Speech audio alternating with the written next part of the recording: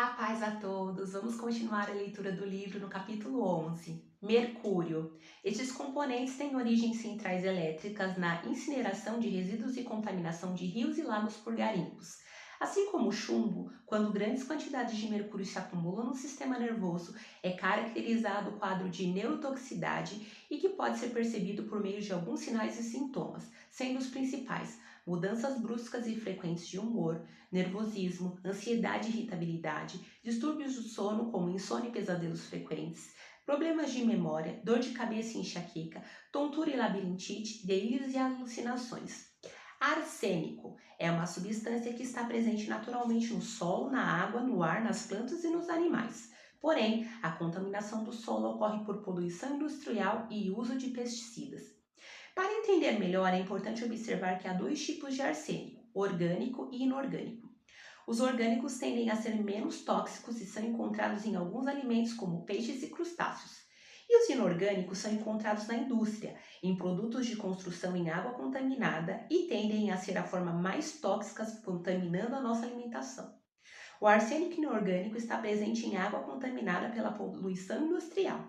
É um potente carcinogênico relacionado a um crescente número de tipos de câncer, como de bexiga, pulmão, próstata, fígado, rins e pele. Em 2001, a Agência de Proteção Ambiental dos Estados Unidos reduziu o nível máximo de arsênio permitido na água potável de 50 UG litros por 10 UG litros, ou 10 partes por bilhão ppb, devido ao risco de câncer estabelecido. As maiores concentrações dessa substância nos alimentos estão em frutos do mar, arroz e produtos derivados do arroz, cogumelos e aves. O arroz é uma preocupação especial porque é um componente importante na alimentação da maior parte da população do planeta.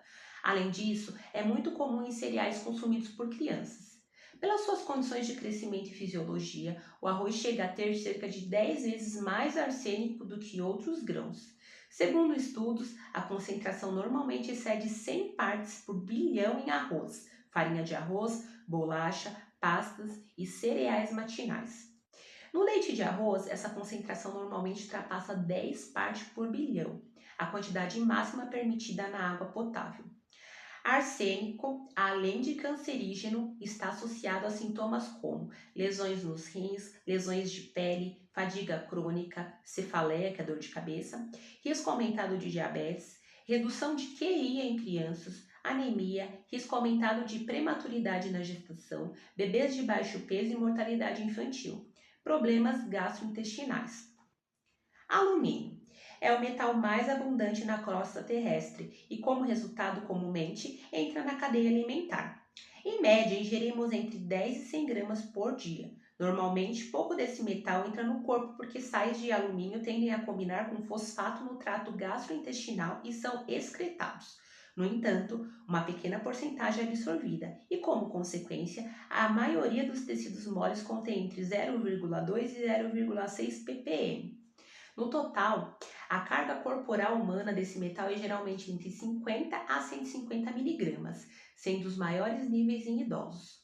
Ingerimos alumínio quando utilizamos determinados produtos, creme dental, desodorante, antitranspirante Rolon, cosméticos como blush, sombra de olhos, batom, base, pó compacto, rímel, delineador de olhos, lápis de olhos e boca, hidratante para o corpo e rosto e esmaltes. Sabonetes líquidos e em barra, medicamentos como antiácidos e vacinas, utensílios de cozinha como panelas, frigideiras, formas de bolo e pão e talheres. Embalagens de alimentos, latas de bebidas, papel de alumínio e embalagens longa-vida. Na alimentação, o alumínio aparece em aditivos alimentares como anticoagulantes, endurecedores, fermentares, emulsificantes, corantes e acidulantes. Os malefícios do alumínio são vários, podendo levar a alterações crônicas como a síndrome do cólon irritável, ou agravamento de hemorroidas, distensão abdominal e dispepsia, que é má digestão. Problemas de pele, dores articulares, mialgia, queda de cabelo, perda de peso, fadiga, entre outros sintomas. Estudos recentes mostram a relação entre alumínio e doenças neurodegenerativas, especialmente doenças de Alzheimer, doenças autoimunes e até mesmo câncer de mama. Segundo a Organização Mundial de Saúde, existe no mundo aproximadamente 50 milhões de pessoas com demência e todos os anos surgem milhões de novos casos. A estimativa é que em 2050 esse número ultrapasse 130 milhões de pessoas. Na América Latina, a demência atinge as mais altas taxas de prevalência, sendo que atualmente 8,5% da população acima de 65 anos são afetadas. Ao entrar em contato com o organismo do indivíduo, o alumínio chega ao cérebro pela circulação sistêmica. Uma parte dessa substância atravessa a barreira hematoencefálica e é depositada no tecido cerebral. A outra se acumula nas artérias cerebrais. Esse acúmulo aumenta com a idade e com a duração da exposição. O professor Christopher Exley, no Reino Unido, é o maior estudioso dos impactos do alumínio nas funções cerebrais.